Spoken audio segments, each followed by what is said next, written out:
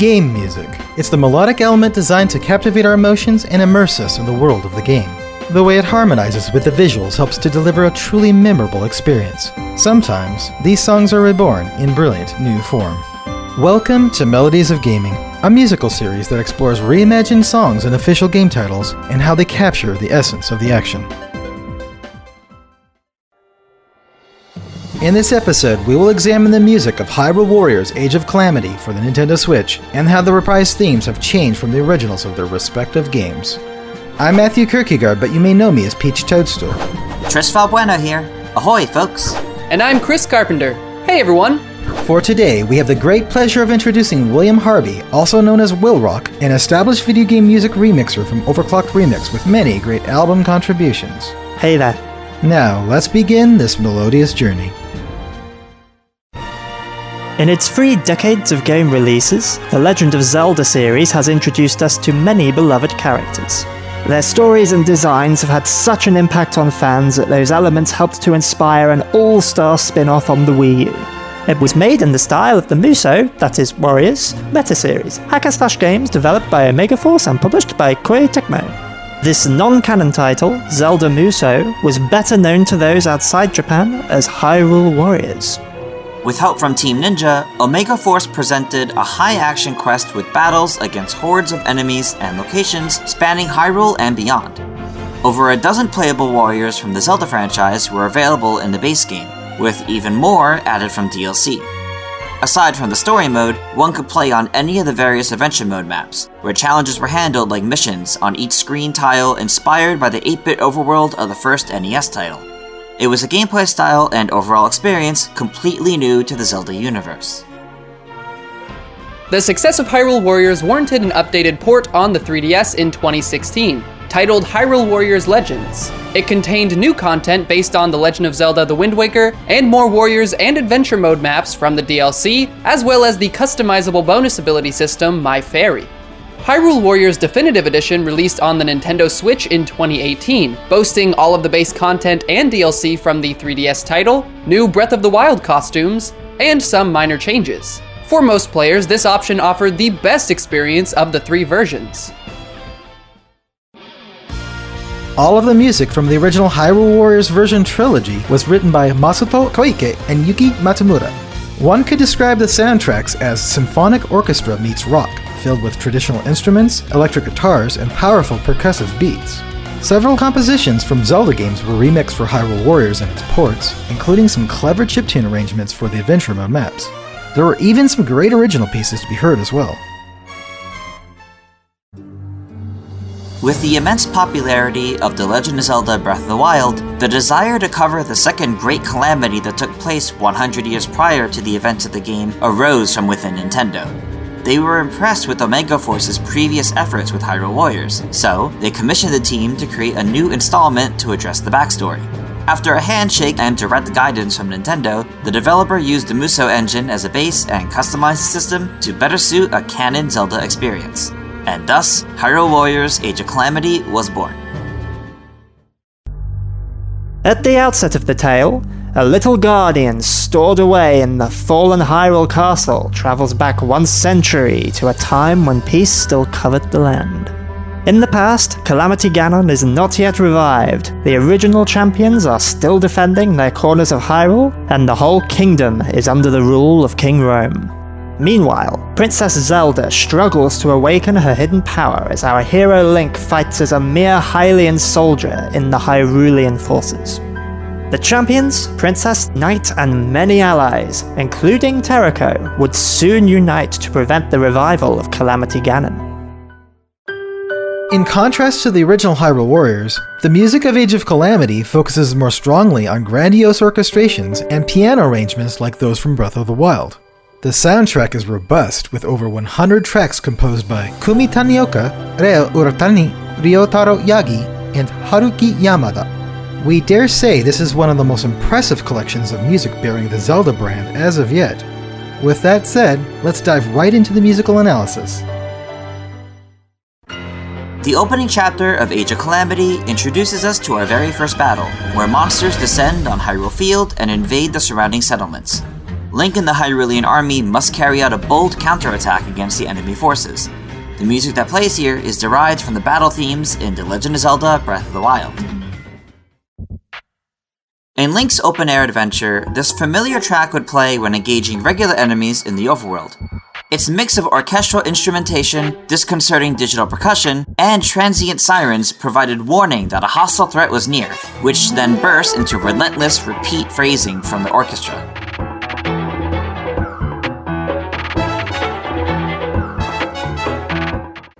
A few versions of this played throughout the game, including a more aggressive arrangement that would play when facing a strong enemy, such as the mighty Lionel.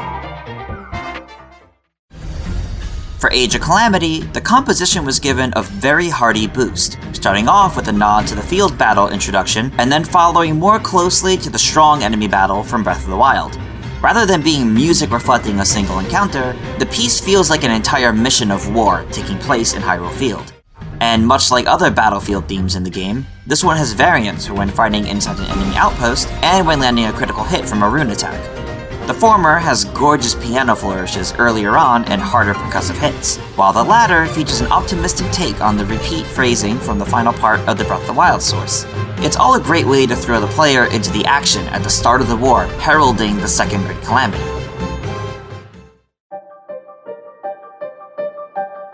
In the mission of the Great Hyrule Forest, titled Freeing Korok Forest, Link and company must seek to procure the sword that seals the darkness, the Master Sword. To do so, they must trek through the disorienting and foggy Lost Woods, which have become overrun with enemies. During the opening cutscene is the exact track from Breath of the Wild.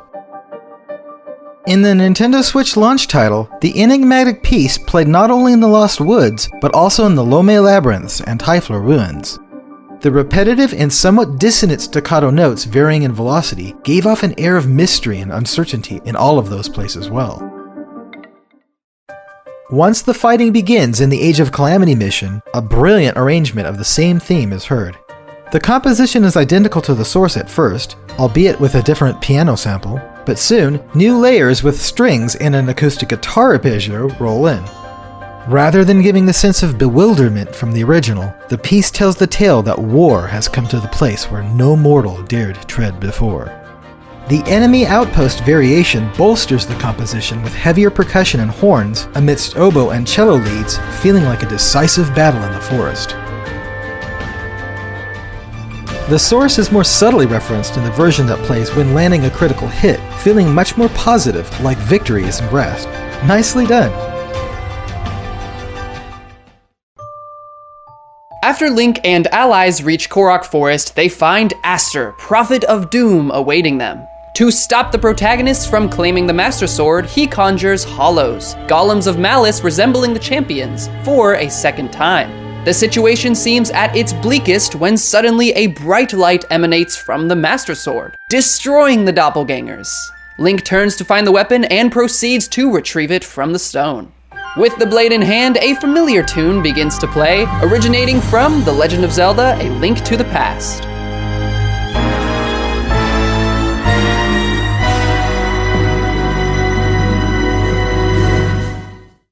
When pulling the Master Sword from its pedestal in the Super NES title, rising notes build up to the reawakening of the Blade of Evil's Bane. Interrupted by a telepathic message from Sahasrahla, the Kakariko village elder, a moment of silence followed. But rather than resuming the music of the Lost Woods after the communication, the introduction to the famous overworld theme played in triumph as the fog cleared. Similarly, in Age of Calamity, the rising notes that play when first wielding the Master Sword lead into the introduction phrase of the legendary overworld theme. This is subverted by its transitioning into an arrangement of the title theme from the NES installment.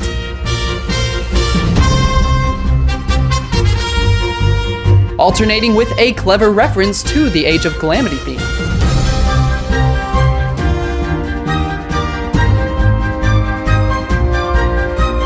However, in the second phase of the music, which plays in a post-game challenge, the full overworld composition returns in all of its remixed glory.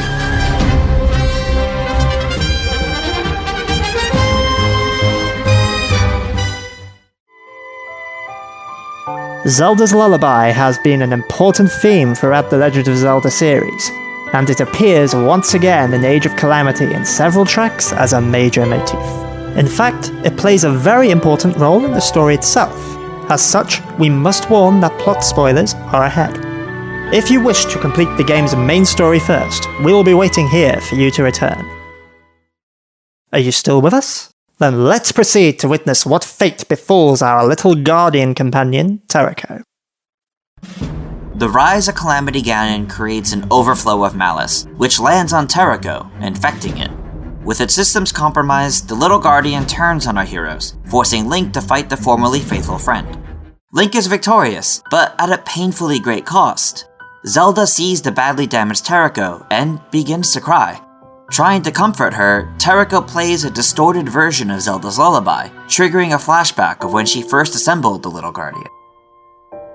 The young princess was so thrilled about completing and activating Terraco that she immediately wanted to show her mother. Not long afterwards, her mother passed away, leaving Princess Zelda longing for her. As if sympathetic, Terraco played Zelda's Lullaby to comfort the little girl. Fearful that Zelda's hidden power would be the only hope to prevent Calamity Ganon's revival, the king confiscated his daughter's creation, insisting that she should not be distracted from her training. During this emotional scene, we hear a beautiful, moody piano arrangement of Zelda's Lullaby. It's a tune that's so special to us that it brings back our own memories. The very first time we heard this iconic melody, composed by the legendary Koji Kondo, was in The Legend of Zelda: A Link to the Past. Upon rescuing Princess Zelda from the Hyrule Castle dungeon at the start of the adventure, a 16-bit version of the theme played on strings, later supported by a synth choir. The arpeggios, chording, and overall presentation have commonalities with the composition's counterpart in Link's earlier adventure, shared between all of the timelines. Zelda's Lullaby in The Legend of Zelda: Ocarina of Time. This newer arrangement by Koji Kondo may be the most referenced version in the series. It played when first encountering young Princess Zelda in the Hyrule Castle courtyard. Zelda's Lullaby here stayed true to the original composition for the most part, but it offered more variety in the instrumentation, featuring harps, strings, and, of course, ocarina. Presented in 3/4 time, the piece begins in the key of G, but the chord progression starts with a major 7th of the 4th chord, the 4th step up the scale, rather than the usual 1st. The chord progression throughout the composition consists primarily of major and minor 7ths, typically associated with jazz. Before the repeat is a gentle rubato, a dip in tempo, before it speeds back up to the former pace.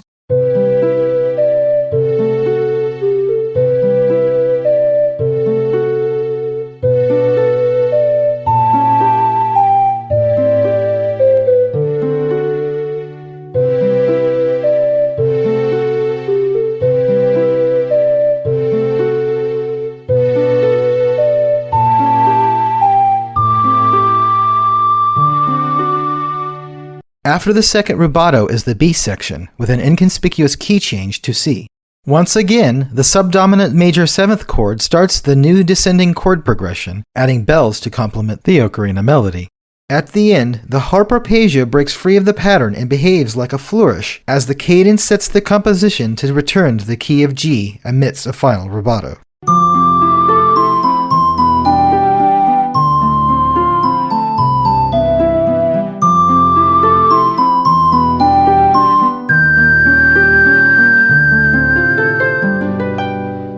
It's such a brilliant, charming little piece befitting the benevolent princess of Hyrule. Memories of Childhood contrasts greatly from the version found in the Nintendo 64 title. The rearrangement is presented as a subdued, emotive piano solo. There is no set tempo or pacing, leaving disconnected pauses between the various phrases, with much more emphasis on mood and emotion. The main melody is very similar to the original source tune, albeit one semitone down and in the key of F.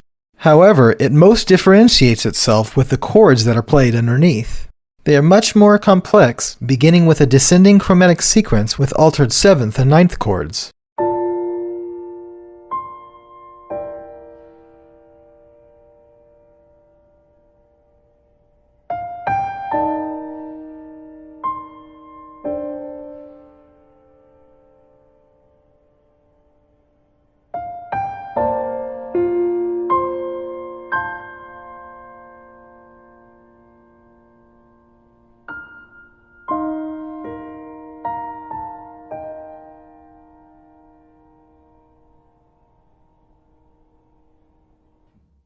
Upon the repeat of the melody, the chord moves to D minor ninth, making the piece even more melancholic compared to the more hopeful original theme. The B section of the source material is absent, instead focusing on the different chord progressions of the A section, keeping the listener suspended in the saddening memory.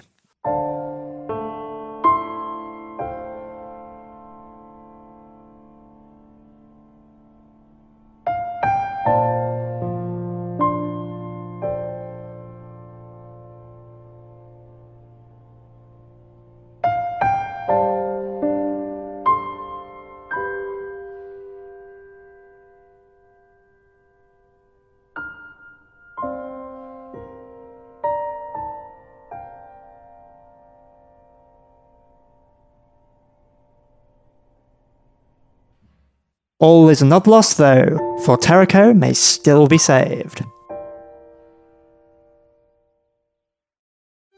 And with that, we've come to the end of this melodious journey. Hyrule Warriors Age of Calamity presented us with epic orchestrated remixes and beautiful piano arrangements of legendary songs of the Zelda series, and plenty of fantastic originals too. And with the potential of DLC comes the chance of new returning Zelda themes that we'd love to hear. Many thanks go to WillRock from OverClocked Remix for collaborating with us and providing the amazing reprise heard at the end of this video.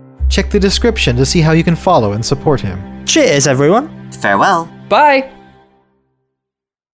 That's all for this episode of Melodies of Gaming. Thanks for listening. If you enjoyed this musical analysis, consider giving it a like and let us know which reimagined game music you would like us to examine in the comments below, and we may feature it in a future episode. Please be sure to subscribe and ring that notification bell if you haven't yet. And of course, stay tuned to Game Explain for more Melodies of Gaming and other things gaming too. Until next time, ciao.